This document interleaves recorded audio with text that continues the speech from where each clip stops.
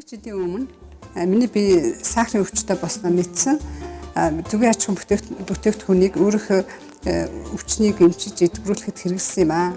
Тэгээ энэ үед бол миний сахарын шинжилгээний өөрчлөлт ямар байсан бэ гэвэл одоо бид нар ярьдаг сахар буюу глюкоз норм дээдлийн хэмжээ 6.1 гэдэг бол минийх 16.6 байсан.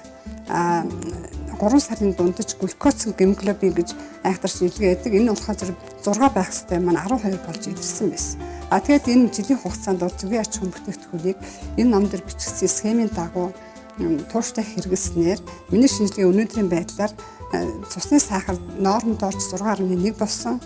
Глюкоз гемоглобин буюу тэр маань бараг нормд орсон 7 таа байгаа.